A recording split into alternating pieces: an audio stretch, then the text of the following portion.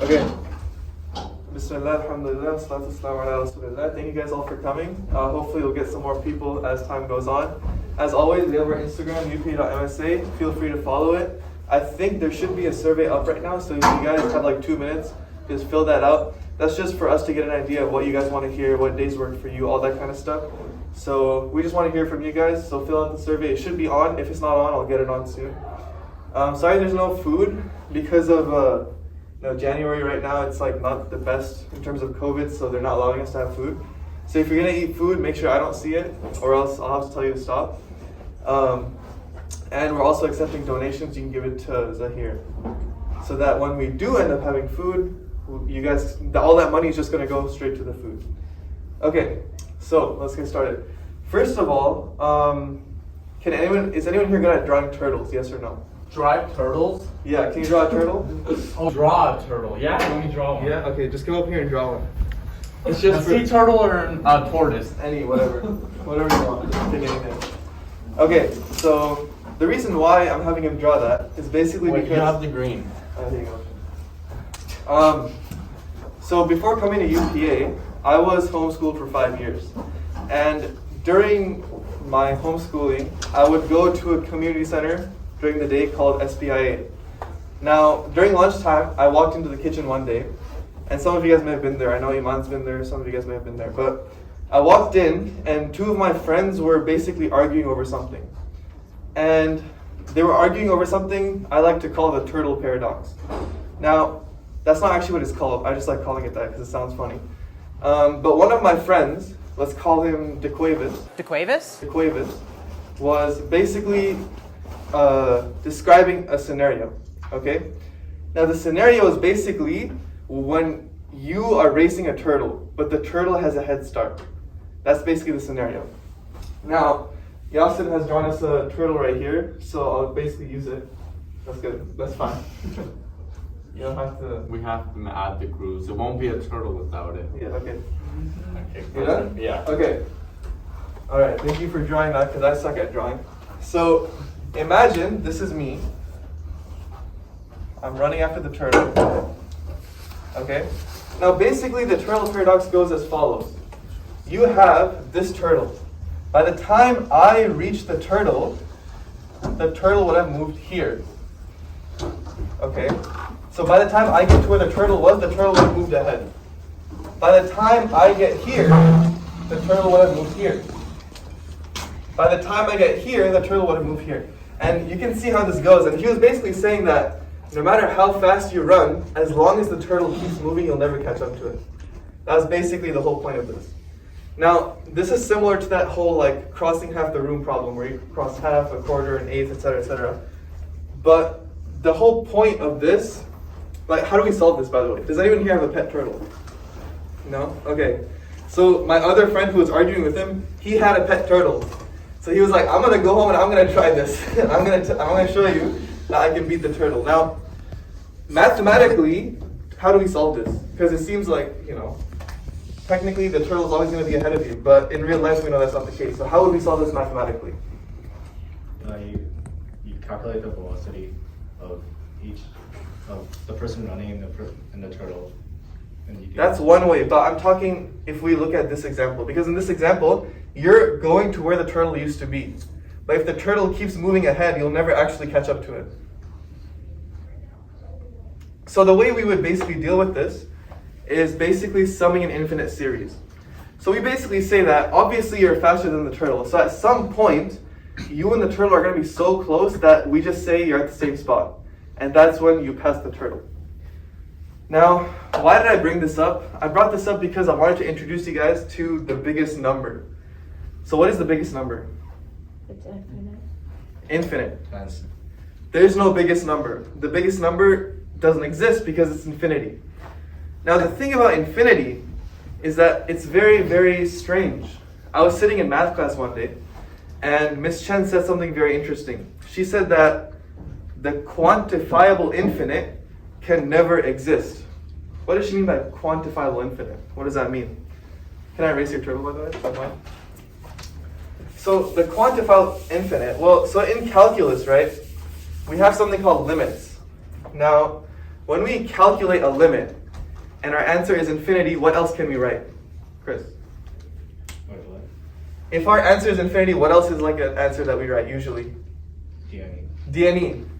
What does DNE stand for? Does not exist. Does not exist. So if our answer is infinity, it doesn't exist. Another example could be dividing by 0. You know, when I was little, I used to think like, you should be able to divide by 0, right? Like 8 times 0 is 0. And if division is the opposite of multiplication, you should be able to divide by 0. And this was something that was really hard for me to understand when I was younger. But as I grew older, I saw the graph. The graph of 1 over x looks like this. So as you approach 0, the line just goes all the way up, and there's actually no answer there because it's infinity. That's why we can't divide by 0. Now, the thing about infinity is, if you apply it to the real world, you end up with absurdities. Things just don't work anymore. A good example of this is like an example of coins, okay? So let's say I have an infinite amount of coins. So I have coin number 1, coin number 2, coin number 3, all the way to infinity. So I have an infinite amount of coins. Now, if I subtract every coin after 3, how many coins do I have left? How many? If I take every coin after the number 3 and I subtract it, how many coins do I have left? 3, right? So infinity minus infinity is equal to 3.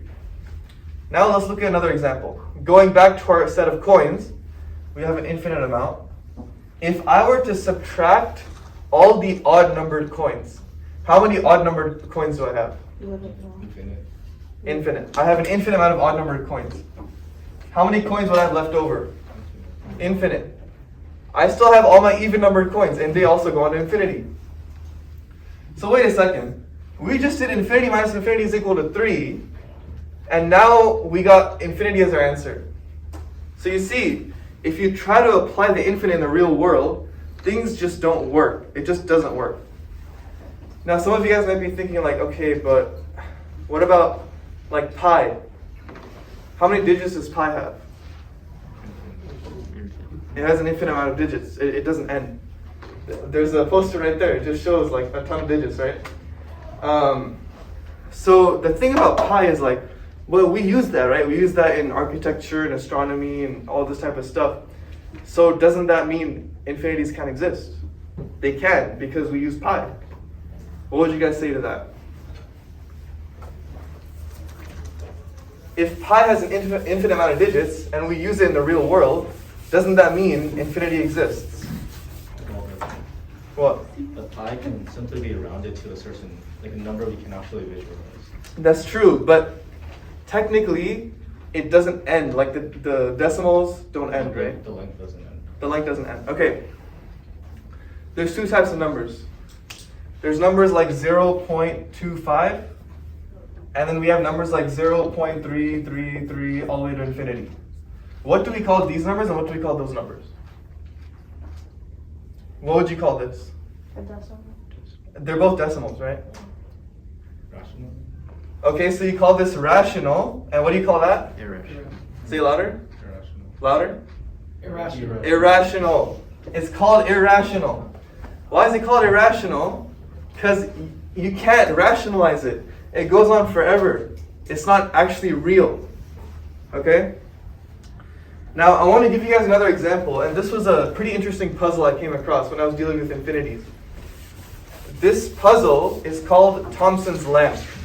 Now, I modified it a little bit just so it's a bit easier to understand, but basically, Thompson's lamp goes like this, okay? Let's say you have a lamp, okay? So, this is your lamp, and it has like light coming out, okay? I'm not the best artist. But, by the way, can you guys see that, or should I give another marker? Is that fine? Let me try it blue. Yeah, the blue might go up and then the green is Okay. Let's try blue. Yeah, that's better. Okay, there's our lamp, okay? So basically, the way it goes is that we have a timer attached to the lamp. So attached to this lamp is a timer. On the timer, let's just say there's 64 seconds on the timer. Okay? Now, the experiment is basically this. Every time the time is cut in half, the lamp will turn on or off. So, when the timer starts, the lamp is going to be off, let's just say. So, at 64 seconds, the lamp is off. For off, let's just say that. What's half of 64? 32. At 32 seconds, it'll turn on.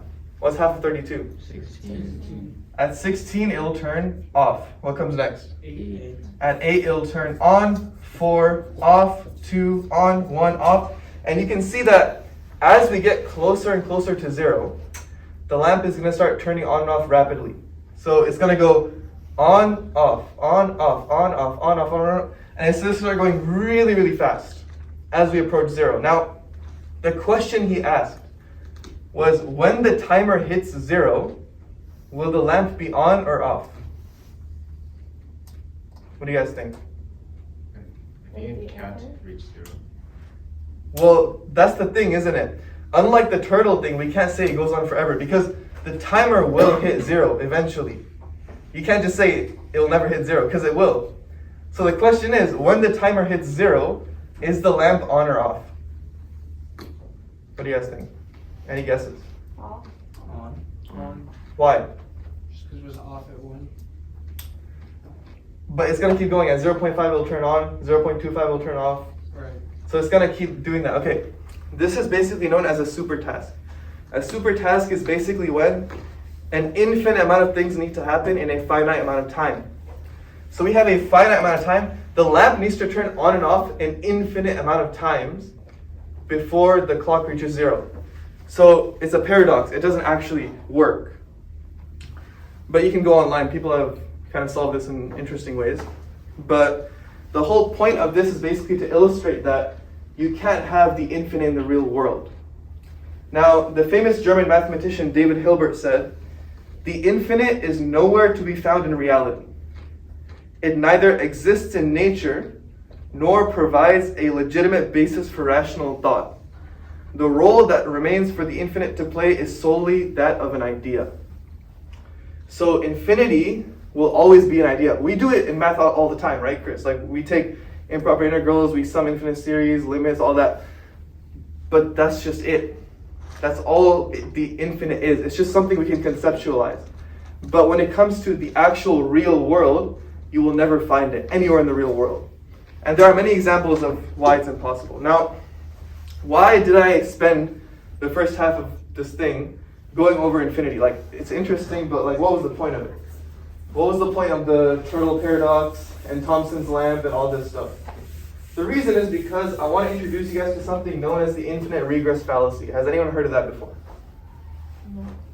Infinite regress fallacy. Okay. Infinite. Can you guys see on my left? Now this is very important because we're going to be using this throughout the year. So I kind of wanted to go over it in our first meeting back. But the infinite regress fallacy is basically when your excuses or your reasons go on forever. So who here has a younger sibling? Who here is a younger sibling? Okay. Let me know if you guys have ever had this conversation with someone, or if someone has had it with you, okay? I'll just pretend I'm talking to like someone, right? Hey Bob, let's go to the park. Why? Because Dad said so. Why? So that we can play basketball. Why? Has that ever happened when someone just keeps saying why? Okay. Now in this situation, if Bob keeps saying why infinitely, and I keep answering him infinitely, will we ever go to the park? No. Because we're just going to keep doing this. So if you see us leaving our house, what does that mean? It means at some point, he stopped asking why. Right?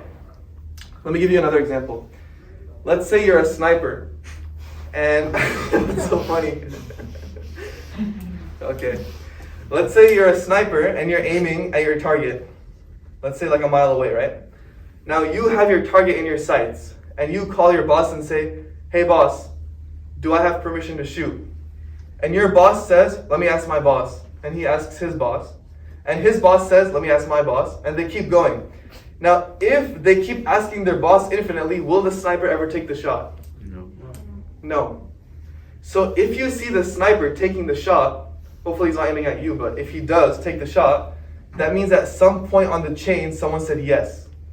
Someone said yes without asking their boss, right? Doesn't that make sense? Because if they keep asking it, if there's an infinite chain of bosses, he's never going to take the shot. So if the sniper shot the bullet, it's because someone said yes, and then it went down the entire chain, and finally he shot the bullet.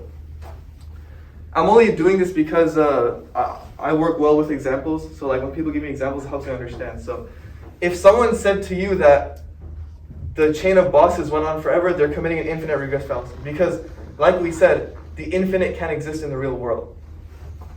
Okay, let me give you guys one more example, and we're going to stick with this example because this one's kind of important. So I want you guys to imagine this morning, you guys got up, you did your morning routine, whatever, took a shower, ate breakfast, and let's say you walk outside, and let's say you have a few minutes. Usually I don't, usually I'm rushing to get to school, but let's say today you guys had a few minutes of extra time, and you walk outside and you hear a noise. So you're like, what's that noise? And the noise is getting louder and louder and louder and louder. And you look, and there's a chain of dominoes coming around the corner. So the dominoes are falling and falling and falling, and then finally, the last domino falls at your feet. Okay? So you're standing in front of your house, and the last domino is right at your feet. Now, let's say you have some time, and you want to see, like, you know, who set this up, who knocked over that first domino. You kind of want to meet the person. So you start walking along the chain. Can the chain of dominoes go on infinitely? Why? That'd be a starting point. Why? Well, because they started falling, and so you have to start falling somewhere. Do you? Mm-hmm. Okay. So you're onto something. Okay? If someone tells you that the chain goes on forever, they're committing an infinite regress fallacy. Now, let me draw this out, because this is pretty interesting, right? So let's say this is the last domino, and you have dominoes going on for who knows how long. Now, you saw the last domino fall, right? It landed at your feet. So, if this chain of dominoes goes on infinitely, how long would it take to fall? An infinite amount of time. Meaning the last domino would never fall. Do you understand that? If the chain of dominoes goes on infinitely, it would take an infinite amount of time to fall. Meaning that, since there is a last domino, that implies that there's a first domino. Does that make sense? So the fact that we saw the last domino means that there was a first domino. If the chain is infinitely long, the last domino would never fall, because there wouldn't be a last domino. So we know that at some point, there was a first domino which had nothing behind it. Makes sense? Now, why is this domino analogy important? The reason why it's important is because we look around our universe and we see things that are moving. We see the waves crashing against the shore. We see the earth revolving around the sun. We see the universe is expanding. Now, movement is caused by two things. Either something that was already moving or a mover. So for example, if I take a soccer ball and I kick it at this table and the table falls over. The table fell over because the soccer ball was already in motion and it hit the table. The soccer ball was moving because I kicked it. Okay? So I basically caused this chain of reaction to take place by kicking the soccer ball. So I was the mover and the soccer ball was already moving. That's why the table got knocked over. Now the table didn't say, I'm going to fall over right now and fall over. It only fell over because something knocked it over. Like this table isn't going to get up one day and start walking by itself. It's not going to move over there unless I move it or some wind pushes it or something, right? Why? Because it's an inanimate object. This doesn't have, hopefully, a consciousness or feelings or anything like that, right? Yeah, so, but I do. I can choose to move if I want to, and I don't need a prior cause to something. So when we look at the universe and we see things that are moving, well, how old is life, right? The universe is like 14 billion years old. Humans weren't around back then. So there was no mover back then. Or was there? So basically what we say is that things are moving in the universe. The earth is moving, the universe is expanding, it's impossible for this chain of movement to go on forever, because that would be committing an infinite regress fallacy. If the chain of movement goes on forever, then nothing would be moving in the first place. So if you're talking to someone and say, so how did all this movement kind of come about? And they say, oh, the universe is infinitely old and things were always moving. It's the same as them saying nothing, because they haven't explained anything. So if they just sit there and look at you, it's the same exact thing. Okay? So what we say is, as Muslims, we say that there is movement in the universe, and at some point along the chain, there was something that moved which was unmoved. There was something that moved without being moved. This was the first mover. This first mover must have been powerful in order to move the entire universe or set it into motion. It must have been conscious or have a will of its own. Because if it didn't, it would be like this table. It won't be able to make any decisions. So whatever that first mover was, it had to move on its own and set the universe into motion. Now Abu Hanifa, one of the great scholars of Islam, he would debate with atheists sometimes. And one day he was debating with some atheists, and he basically said, before we enter into a discussion, tell me what you think about this. And he basically gave them an analogy. He said that, imagine a boat in a river which goes to shore, loads itself up with food and water and all that stuff, and returns and anchors and unloads all by itself without anyone there touching it. What would you think of that? And they were all like, well, that's crazy. That would never happen. Like, the boat can't just sail itself. And Abu Hanifa replied and said, if it is impossible for a ship to move by itself, how is it possible for this whole world, with all of its vastness, to move by itself? So he was basically making a prime mover argument, and basically saying that we see movement in the universe. This movement cannot go on infinitely, because that would be an infinite regress fallacy. There had to be a first domino. There had to be a domino that was knocked over, right? Now, whatever knocked over that first domino, it had to have power, it had to have a will, and that's what we as Muslims call Allah, or in Christianity probably God, but it's the same thing. But yeah, that's pretty much the prime mover argument. Now, is this the most uncrackable, undefeatable argument for God? No. That's the contingency argument. We haven't gone over that yet. This is just a good basis, like just to kind of get your brain thinking. But the main thing I want you guys to take away today is the infinite regress fallacy, which is basically that you can't have an infinite chain which goes on forever, because the infinite does not exist in the real world. Now, you guys probably have a bunch of objections to this, which I look forward to hearing. But I'm going to let you guys go. We still have 15 minutes for lunch. Thank you guys all for coming. Assalamu alaikum wa rahmatullahi wa barakatuh.